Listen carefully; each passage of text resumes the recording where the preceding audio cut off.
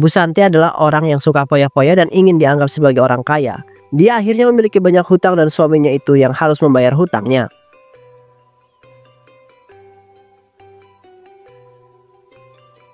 Ini sarapan kita pagi ini cuma mie goreng sama air putih doang, Bu. Bukannya kemarin aku itu udah kasih uang belanja yang lumayan banyak ya.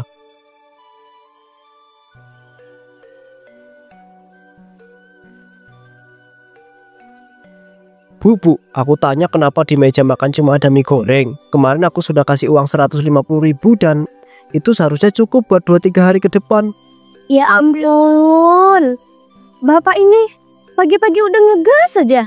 Kita ini lagi hemat, Bapak. Jangan dikit-dikit tanya ini itu. Harusnya bisa ngertiin dong situasi istri kamu itu. Ngertiin? Aku yang harus ngertiin. Aku tiap hari kerja angkat buah, Bu. Pulang sore, kaki pegel, tangan kapalan. Dan kamu bilang kita harus hemat. Duit kemarin itu kamu pakai buat apa aja toh, Santi? Aku tuh pakai uang itu buat belanja. Ada diskon besar di toko kosmetik kemari. Terus aku juga beli baju baru. Mas aku harus kelihatan kayak orang susah terus sih tiap hari? Bu Santi, kita ini orang biasa, bukan sosialita. Kamu pikir hidup ini cuma soal kelihatan kaya di mata orang lain? Terus sekarang sarapan cuma pakai mie goreng. Aku kerja siang malam supaya bisa makan enak. Tapi kamu malah hambur-hamburkan uang itu buat gaya-gayaan. Aku tuh capek loh di rumah, ngurusin cucian, beresin rumah. Semua aku jalanin, semua aku kerjain. Sekali-kali aku juga pengen ngerasain hidup enak. Punya barang bagus, tampil cantik. Apa salahnya sih? Salahnya itu karena aku itu yang harus nutupin semua utang kamu. Salahnya itu karena kamu itu nggak pernah mikirin dampaknya buat keluarga ini. Aku udah telat, aku pergi kerja dulu.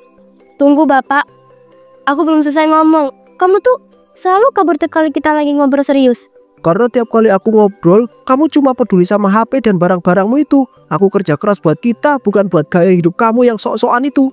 Tony menutup pintu dengan suara yang keras dan melangkah pergi meninggalkan rumah.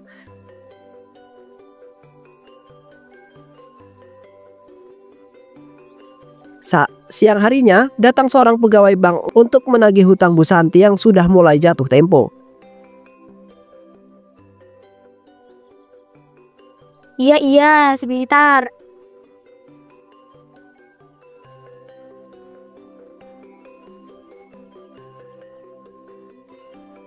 Ibu Santi, saya dari pihak Bank Mandala sudah 2 bulan ini.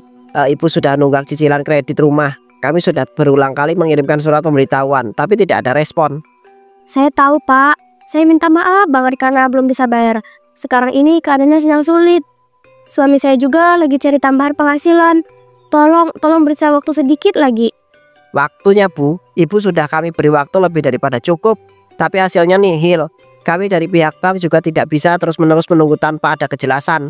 Rumah ini sudah dijadikan jaminan dan Ibu tahu persis konsekuensinya ya. Saya ngerti Pak, tapi saya janji sebelum akhir bulan depan saya akan cari cara untuk melunasinya. Tolong Pak, jangan langsung disita rumah ini. Ini satu-satunya tempat tinggal kami. Kami tidak bekerja atas dasar janji Bu. Kami butuh kepastian. Kalau sampai tanggal 30 bulan depan belum ada pelunasan, proses penyitaan rumah ini akan langsung dilakukan. Kami tidak akan mengulangi peringatan ini lagi ya. Pak, saya mohon, saya janji akan cari uangnya. Tolong beri saya kesempatan terakhir kali ini. Saya mohon. 1 bulan itu waktu yang Ibu punya. Setelah itu semua akan sesuai prosedur. Selamat pagi. Apa yang harus aku lakukan sekarang? Rumah ini satu-satunya harapan kami. Kalau sampai disita, kami bakal tinggal di mana?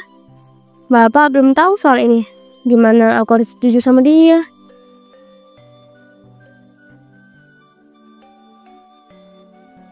Malam harinya Bu Santi bercerita ke suaminya yang barusan pulang kerja tentang petugas bank yang menagih hutang ke rumah.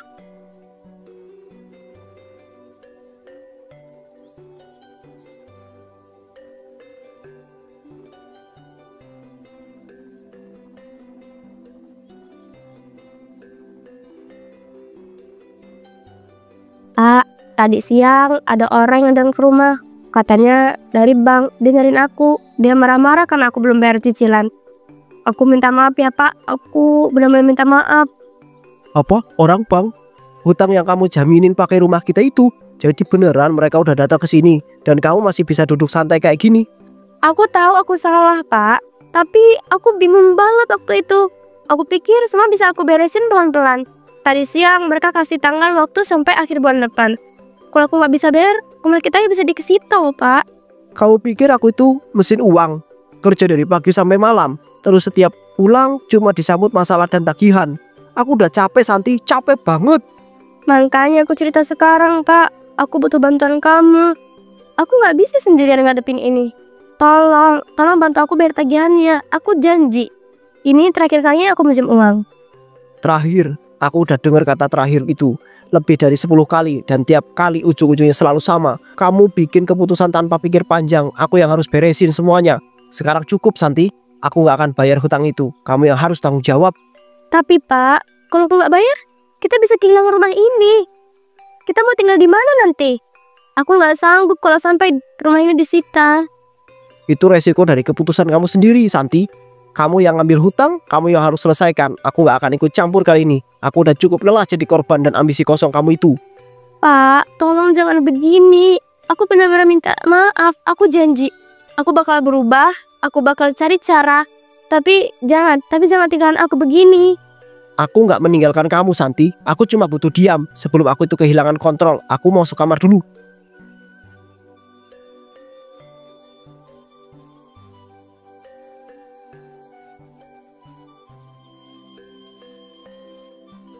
Esokan harinya Ibu Santi curhat ke temannya tentang masalahnya yang dia alami.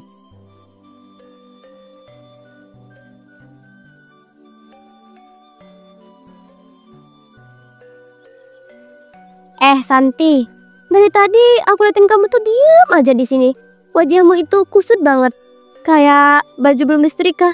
Ada apa sih? Cerita dong sama aku. Rin, aku tuh lagi bingung banget. Rasanya kayak dunia ini udah mau runtuh di atas kepala aku. Aku bener-bener gak tahu harus mulai dari mana ceritanya. Mulai aja dari awal. Aku dengerin kok. Kita udah temenan lama. Masa kamu gak percaya sama aku? Ayo aja cerita, jangan dipendam sendiri. Aku itu kemarin tuh kena omel Tony habis-habisan. Gara-gara aku punya utang.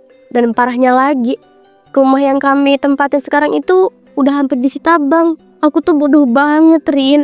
Nyakitin orang yang udah capek-capek kerja buat keluarga. Santi, kamu sadar gak sih? Semua itu kan akibat ulahmu sendiri. Kamu yang terlalu nafsu pengen kelihatan kaya, pengen dipuji orang. Sekarang kamu yang menuai akibatnya sendiri.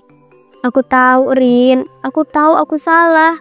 Tapi kalau kamu ngomong kayak gitu terus, aku makin ngerasa hancur, tau gak?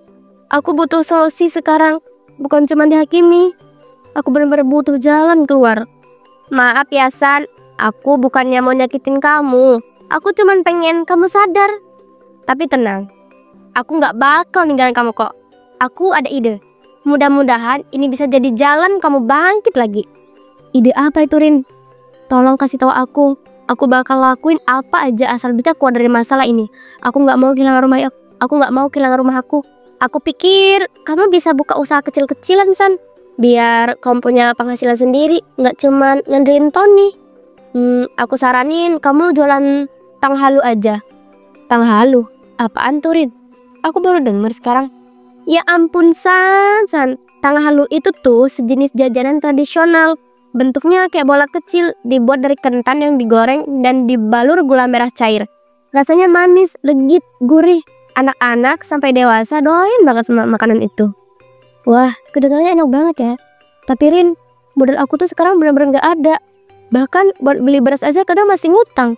Gimana aku mau mulai usaha? Kalau soal itu, kamu tenang aja. Aku bisa pinjemin kamu uang buat modal awal. Gak usah mikir ribet. Yang penting kamu serius jalan usahanya. Serius, Rin? Kamu bener mau pinjemin aku uang? Aku janji bakal bener-bener serius. Aku gak mau gagal lagi. Aku janji kali ini aku bakal berubah.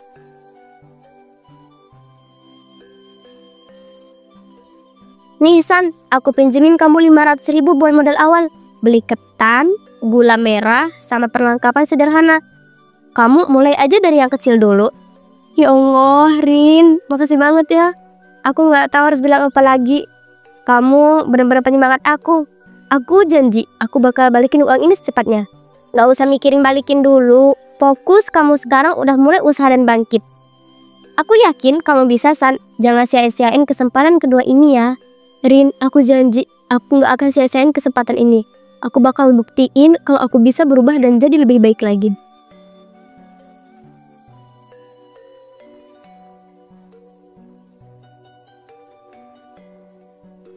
Setelah mendapat uang dari Bu Santi, Bu Santi pergi ke pasar untuk membeli buah dan juga bahan-bahan yang diperlukan untuk membuat tang halu.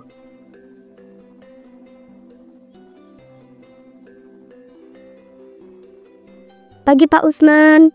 Ini apel sama jeruknya berapa ya sekilo sekarang?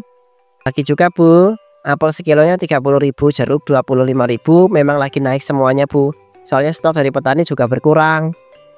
Waduh, mahal banget ya Pak. Padahal saya butuh banyak buat usaha kecil-kecilan. Bisa kurang nggak kalau saya beli agak banyak? Maaf ya Bu, harga udah pasaran. Kalau saya kasih murah nanti malah rugi. Nanti kalau beli lebih dari 3 kilo baru bisa saya kasih potongan sedikit. Ya udah deh Pak, saya beli sekilo aja ya masing-masing. Ini uangnya. Ini uang saya terbatas banget.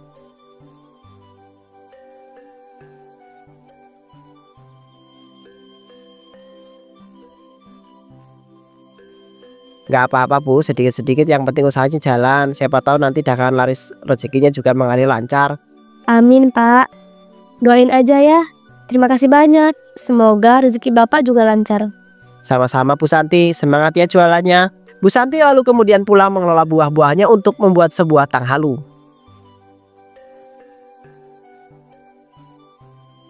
Bismillah, semoga ini jadi jalan rezeki aku. Aku harus serius kali ini. Jangan sampai gagal. 2 jam kemudian.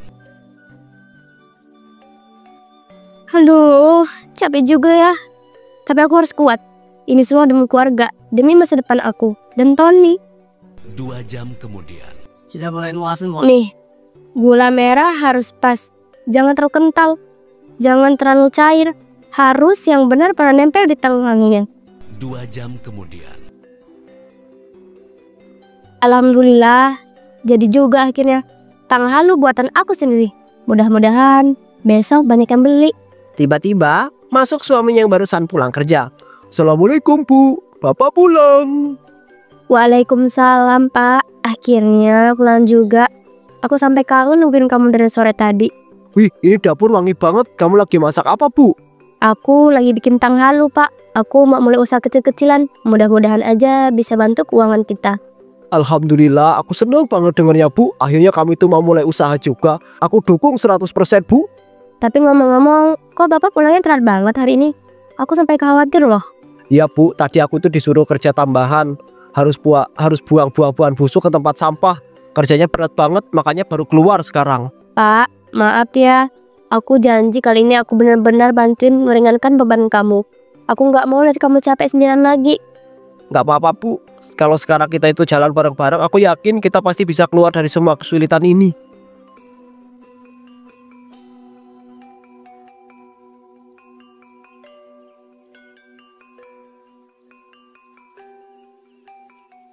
Keesokan harinya, Bu Santi berjualan untuk pertama kali dan banyak orang yang membeli tang halu buatannya. Bismillah, semoga hari ini lancar. Mudah-mudahan banyak yang suka sama tang halu buatan aku.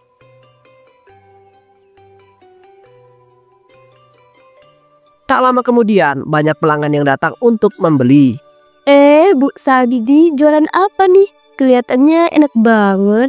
Ini tang halu Bu Nia, cemilan tradisional dari kentang goreng dibalur gula merah. Legit, gurih, dan pastinya bikin ketagihan. Mau coba? Wah, kelihatannya menggoda banget.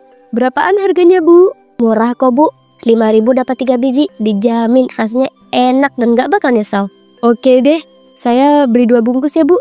1 buat di rumah, 1 lagi buat cemilan di perjalanan. Siap Bu, makasih banyak ya.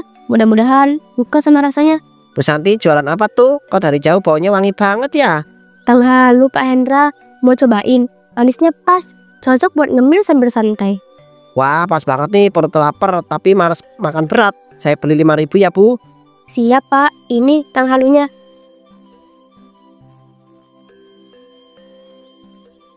Makasih banyak ya Pak, semoga suka. Alhamdulillah, baru aja mulai, udah serame ini. Mudah-mudahan ini jadi awal yang baik buat hidup aku dan keluarga aku.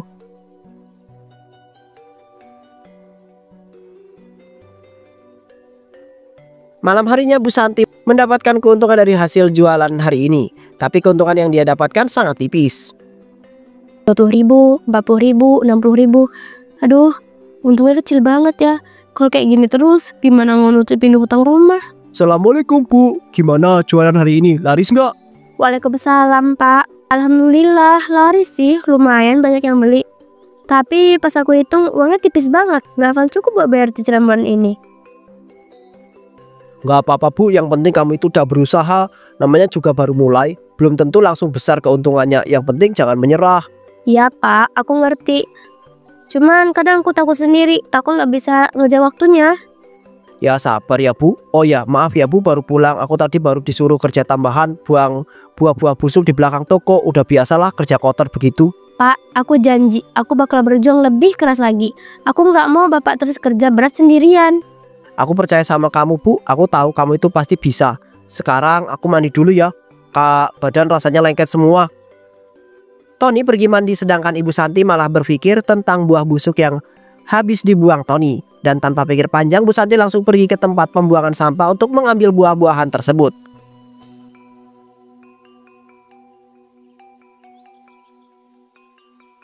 Aduh, semangka ini masih bisa diselamatin dikit nggak nih? Asal dipotong bagian busuknya aja. Lumayan buat isian tengah halura sebuah.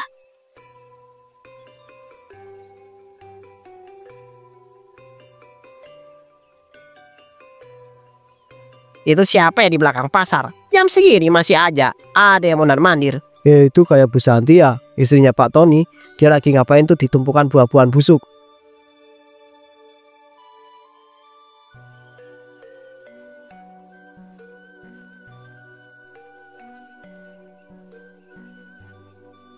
Bu Santi ya? Lagi apa di sini Bu? Ini wilayah pembuangan loh, bukan tempat umum. Pak RT, saya cuma lewat aja tadi, mau lihat-lihat doang, gak ada niatan aneh-aneh kok. Lewat doang, kok bawa kantong gede isi buah busuk Bu? Mohon maaf nih, tapi ini kelihatan aneh banget. Ini bukan buat apa-apa kok Pak, cuma buat campuran kompas di rumah. Kan saya lagi belajar bercocok tanam Pak. Bu Santi, saya tahu kondisi keluarga Ibu. Saya juga mengerti kalau lagi susah. Tapi ambil buah-buahan dari tempat pembuangan tanpa izin itu bisa kena masalah loh. Lagian ini bukan kompos biasa yang bisa Ibu angkut. Bisa jadi dia mau jualan lagi Pak. Saya nggak mau bohong, tapi saya juga nggak bisa terus-terusan dipojokin kayak gini. Saya cuma pengen bantu keluarga saya keluar dari hutang. Salah saya apa sih kalau saya cuma mau usaha dari yang tersisa? Bu Santi, kami bukannya mau menghakimi, tapi caranya harus benar. Niat baik kalau jalannya keliru tetap bisa celakakan orang lain. Maaf, saya nggak bisa jelasin sekarang. Saya harus pergi. Tanpa menunggu jawaban, Bu Santi langsung berlari menjauh, meninggalkan ketiga warga yang masih berdiri di tempat. Ini tidak bisa dibiarkan. Kita harus cari tahu lebih lanjut. Jangan sampai masalah lama terulang lagi.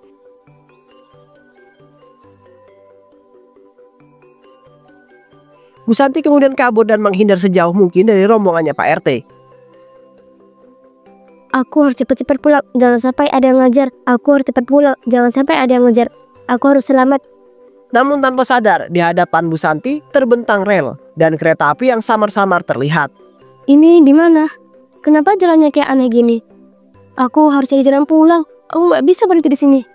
Tiba-tiba terdengar suara peluit panjang dari kejauhan. Aduh, kenapa ini? Kaki aku kok tersangkut. Ayo dong, lepas. Ia berusaha keras mencabut kakinya menarik dengan kedua tangan, namun tiba-tiba kereta yang semakin mendekat mulai terdengar jelas. Tolong, ada orang. Tolong, aku nggak mau mati di sini. Aku masih harus tebus semua kesalahan aku.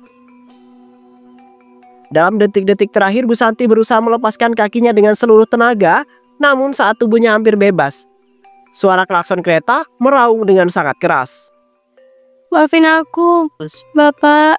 Aku Bu Santi lalu tertabrak kereta dan meninggoy.